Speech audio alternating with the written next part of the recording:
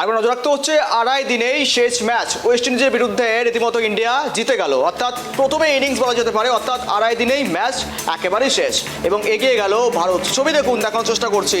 আড়াই দিনের শেষ ম্যাচ ওয়েস্ট ইন্ডিজের বিরুদ্ধে প্রথম টেস্টেই ইনিংস এবং 140 রানে জিতল ভারত। সেই সঙ্গে দুই ম্যাচের সিরিজে প্রথম টেস্টে জিতে 1-0 গোলে এগিয়ে গেল ভারত। দ্বিতীয় ইনিংসে 45.1 ওভারে মাত্র 146 রানে গুটিয়ে গেল ক্যারিবিয়ানরা। সর্বাধিক 38 রান করলেন অ্যালিক এনকেচ আর গ্রেভস এবং জয়জেন সিলস কয়লেন 25 রান। ভারতীয় বোলারদের সামনে এছাড়া আর কোনো ক্যারিবিয়ান ব্যাটাররাই দাঁড়াতে পারলেন বা টিকতে পারলেন না। আমরা আরো কথা বলবো, আরো আপডেট নেব। সঙ্গে রয়েছে আমাদের প্রতিনিধি রিমিক। একেবারে আড়াই দিনের শেষ ম্যাচ ওয়েস্ট ইন্ডিজের বিরুদ্ধে প্রথম টেস্টেই ইনিংস পেল, জয় পেল ভারত।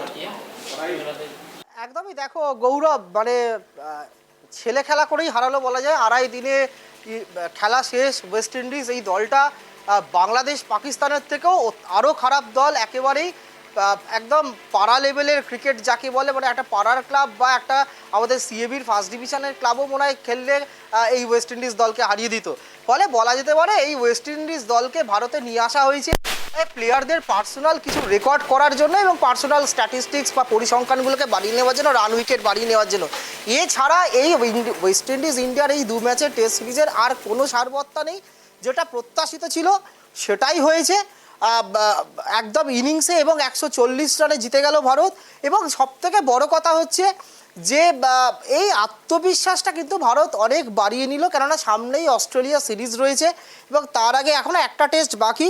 তুমি যেরকম বলছিলে যে কোনোভাবেই না ব্যাটিং না বোলিং কোনোভাবেই কিন্তু এই ওয়েস্ট ইন্ডিজ দাঁড়াতে পারেনি। প্রথম ইনিংসে তারা মাত্র 162 রান করেছিল, তারপরে ইন্ডিয়া ব্যাট করতে নামে ফার্স্ট ইনিংসে এবং সেখানে 448 রান তুলে 5 উইকেট 448 রান তুলে ডিক্লেয়ার দেয়।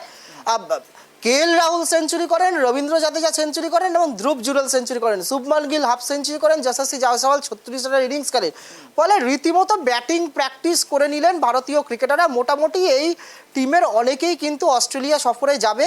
তো আজকে দল নির্বাচন হয়ে গেছে অস্ট্রেলিয়া সফরে টি20 ওয়ানডে, এবং তার আগে কিন্তু ভারতীয় ব্যাটসম্যান এবং ভারতীয় বোলাররা কিন্তু খুব ভালো একটা প্র্যাকটিসের সুযোগ পেয়ে গেল, যে নিজেদের মধ্যে প্র্যাকটিস না করে ওয়েস্ট ইন্ডিজকে ডেকে নিয়েছে। একটা ইন্টারন্যাশনাল সিরিজ খেলা হলো, ওয়ার্ল্ড টেস্ট চ্যাম্পিয়নশিপের মধ্যে পড়ছে, ভারতের পয়েন্টটাও ওয়ার্ল্ড টেস্ট চ্যাম্পিয়নশিপে অনেকটা বেড়ে গেল এবং ভারতীয় ব্যাটসম্যান বোলারদের কিন্তু একটা খুব ভালো প্র্যাকটিস সেশন হয়ে গেল।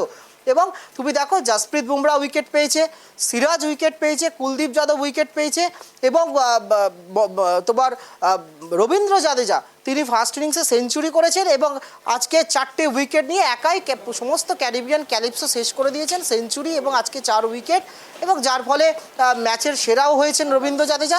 স্যার জাদেজার বলা যেতে পারে স্যার জাদেজার ব্যাটিং এবং ঘূর্ণিতেই কিন্তু কুপকাত হয়ে গেল ক্যারিবিয়ান ক্যালিপসো। ফলে দাপটের সঙ্গে জয় এবং এর একটা পুরস্কারও কিন্তু আজকে পেয়ে গেলেন। যে কথাটা তোমায় গৌরব বলছিলাম, যে এই যে দলটা খেলছে 11 জনের ভারতীয় দল, এই দলের অনেকেই বেশিরভাগই কিন্তু অস্ট্রেলিয়া সফরে যাচ্ছে ওয়ানডে এবং টি20 সিরিজ খেলছে। 19 অক্টোবর থেকে 29 অক্টোবর থেকে শুরু হচ্ছে ওয়ানডে সিরিজ অস্ট্রেলিয়া, এবং সেখানে আজকেই 15 জনের দল ঘোষণা হয়েছে ওয়ানডে এবং টি20-তে। এটাও কেটিভি বাংলার দর্শকদের জানিয়ে রাখবো যে এই মুহূর্তে যেটা সবথেকে বড় খবর, তার পাশাপাশি যে ওয়ানডে দলের নেতৃত্ব ক্যাপ্টেনশিপ কিন্তু হারালেন রোহিত শর্মা। আজকে যখন শুভমান গিলের অধিনায়কত্বে ওয়েস্ট ইন্ডিজকে ইনিংসে এবং 140 রানে যখন হারালো ভারত আহমেদাবাদে, তখন ভারতীয় নির্বাচকরা মুম্বাইতে বিসিসিআই এর দপ্তরে বসেছিলেন অস্ট্রেলিয়া সফরের ওয়ানডে এবং টেস্ট টি20 সিরিজের দল নির্বাচনে। এবং সেখানে সবথেকে বড় যেটা খবর এই মুহূর্তে, বড় খবর যেটা, যে ভারতীয় ওয়ানডে দলের অধিনায়কত্ব হারালেন রোহিত শর্মা এবং ওয়ানডে দলের অধিনায়ক করা হলো শুভমান গিলকে। কেননা আগামী 2027 সালে ক্রিকেট বিশ্বকাপ রয়েছে, সেই কথা মাথায় রেখে কিন্তু রোহিত শর্মাকে কিন্তু ওয়ানডে দলের ক্যাপ্টেন্সি থেকে সরিয়ে দেওয়া হলো, সেখানে শুভমান গিলকে ক্যাপ্টেন করা হলো।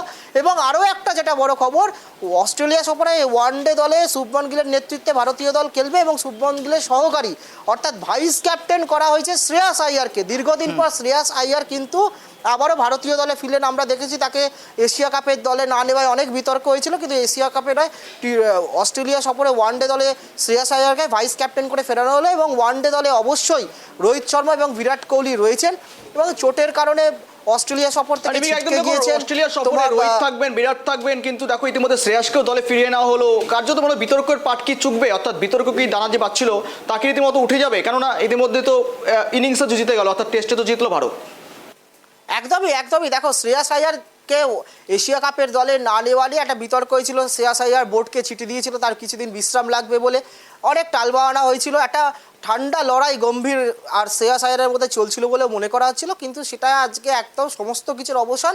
শ্রেয়াস আইয়ারকে শুধু অস্ট্রেলিয়া সফরে ওয়ানডে দলে ফেরানোই হলো না, তাকে ভাইস ক্যাপ্টেন করা হলো। ফলে এটা প্রচণ্ড তাৎপর্যপূর্ণ ঘটনা এবং পূর্ণ শক্তি নিয়েই কিন্তু ভারতীয় দল অস্ট্রেলিয়া সফরে যাবে। তবে অস্ট্রেলিয়া সফরে ওয়ানডে দলের থেকে ওয়ানডে যে সিরিজ, সেই ওয়ানডে সিরিজে জাসপ্রীত বুমরাকে বিশ্রাম দেওয়া হয়েছে তার জায়গা, এবং তিনি টি-20-তে খেলবেন।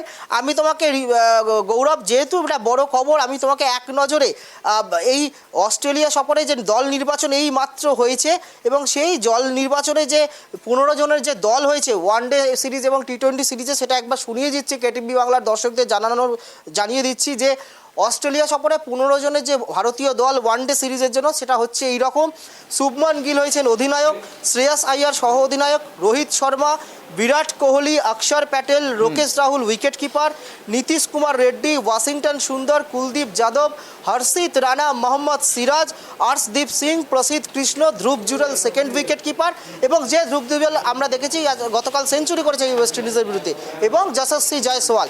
এটা হচ্ছে ওয়ানডে টিম অস্ট্রেলিয়া সফরের। আর অস্ট্রেলিয়া সফরে টি-20 টিম যেটা, সেটা মোটামুটি এশিয়া কাপের দলটাকেই ধরে রাখা হয়েছে, কোনো পরিবর্তন সেভাবে হয়নি।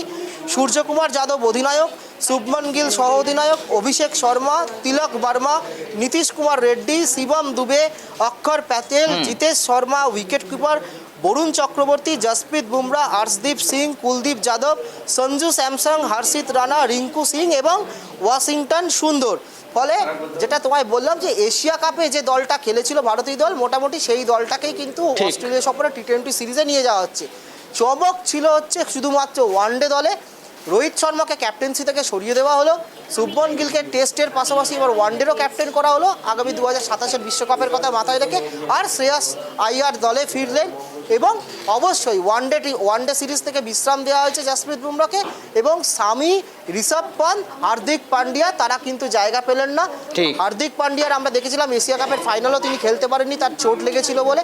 ফলে হার্দিক পান্ডিয়া অস্ট্রেলিয়া সফর থেকে ছিটকে গেছেন, এবং ঋষভ পান্তের আমরা দেখেছিলাম গত ইংল্যান্ড সিরিজেই কিন্তু সফরে তার পায়ের পাতায় হাড়ে চিড় ধরার জন্য তিনি ছিটকে গেছেন। কিন্তু যেটা খারাপ লাগার বিষয় যে মোহাম্মদ সামি আবারও কিন্তু ব্রাত্য একটা পরিষ্কার কিন্তু বার্তা জাতীয় প্রধান নির্বাচক অজিত আগারকারের নেতৃত্বে জাতীয় নির্বাচক মণ্ডলী দিয়ে দিল যে তারা অদূর ভবিষ্যতে, এমনকি 2027 বিশ্বকাপের তারা কিন্তু মোহাম্মদ সামির কথা আর চিন্তা ভাবনা করছেন না। ফলে মোহাম্মদ সামির কিন্তু ভারতীয় দলের ঢোকার রাস্তা বলা যেতে পারে প্রায় বন্ধ হয়ে গেল পাকাপাকিভাবে, তাতে কিন্তু কোনো সন্দেহ নেই। গৌরব, কিন্তু দেখো যেমনটা বলছো নজর তো থাকছে। দেখো ইতিমধ্যেই আজকের যে টেস্ট, যেখানে কিন্তু রবীন্দ্র জাদেজার পারফরমেন্সের দিক নজর ছিল সকলের, ব্যাট হাতে সেঞ্চুরি, বল হাতে 4টি উইকেট, অর্থাৎ এবারও নিশ্চয়ই নজর থাকবে তার দিকে, কারণ আশা তো রাখছে ক্রিকেট প্রেমীরা, রবীন্দ্র জাদেজার ফ্যান যারা রয়েছেন। একদমই দেখো গৌরব, এই মুহূর্তে ভারতীয় দলের অন্যতম সেরা অলরাউন্ডার রবীন্দ্র জাদেজা এবং বিশ্ব ক্রিকেটের অন্যতম সেরা অলরাউন্ডার রবীন্দ্র জাদেজা, তাতে কোনো সন্দেহ নেই। এবং তুমি দেখো যে অস্ট্রেলিয়া সফরের দল নির্বাচন করা হয়েছে, সেই অস্ট্রেলিয়া সফরের দলেও কিন্তু রবীন্দ্র জাদেজা কিন্তু জায়গা পেয়েছে। ফলে রবীন্দ্র জাদেজা যে ভারতীয় ক্রিকেটের এখন অপরিহার্য অংশ, তাতে কোনো সন্দেহ নেই। এবং আমরা সেটা চ্যাম্পিয়ন্স ট্রফিতেও দেখেছিলাম, এবং এই যে সদ্য যে টেস্ট সিরিজ চলছে ওয়েস্ট ইন্ডিজের সঙ্গে 2 ম্যাচে, সেই টেস্টেও দেখলাম ব্যাট হাতে 5 নম্বরে নেবে সেঞ্চুরি করলেন, 104 রানের একটা দুরন্ত ইনিংস খেলে নট আউট রইলেন, 6টা ওভার বাউন্ডারি এবং 5টা ওভার বাউন্ডারি মেরে এই 174 বল খেলে। এবং তারপরে আমরা আজকে দেখলাম যে 34 রান না 36 রান দিয়ে 4টে উইকেট নিয়ে একাই শেষ করে দিলেন এবং খেলাটাকে 2.5 দিনে শেষ করলেন, এবং যার ফলে ম্যাচের সেরার পুরস্কারও তিনি পেয়েছেন। ফলে এই শুধু রবীন্দ্র জাদেজা নয় গৌরব, এই ভারতীয় দল বলা যেতে পারে এই গত 15 থেকে 20 বছরে সর্বোচ্চ ফর্মে এবং সেরা ফর্মে রয়েছে, মানে একদম সোনাল গোল্ডেন পিরিয়ড যেটাকে বলা যায়, সাফল্যের শিখরে রয়েছে। এবং প্রত্যেকজন ক্রিকেটার প্রত্যেকটি ক্রিকেটার যে আত্মবিশ্বাসের শিখরে রয়েছে সেটা বলার অপেক্ষা রাখে না, এবং এটা বলতে পারো গত 1 কি 2 দশকের অন্যতম সেরা এবং শ্রেষ্ঠ ভারতীয় দল, এবং সাফল্যের নিরিখে বলো, শক্তির নিরিখে বলো, এবং এই পারফরমেন্স যদি বজায় থাকে তাহলে অস্ট্রেলিয়াতে গিয়েও কিন্তু গৌতম গম্ভীরের ছেলেরা কি ওয়ানডে কি টি20তে কিন্তু আবারও ক্যাঙ্গারুদের কিন্তু নাস্তানাবুদ করবে, সেটা কিন্তু বলার অপেক্ষা রাখে না। বেশ, অনেক ধন্যবাদ ত্রিবিক সঙ্গে থাকার জন্য, সময় দেওয়ার জন্য। একেবারে নজর ছিল আমাদের। দেখুন আজ ইনিংসে একবার বলা যেতে পারে আড়াই দিনে ম্যাচ শেষ, টেস্টে জয় পেল ভারত। আবারও অস্ট্রেলিয়ার পথে যাচ্ছে টিম এবং সেখানেও রীতিমতো কিন্তু ভারত নিজেদের পরিক্রম দেখাবে।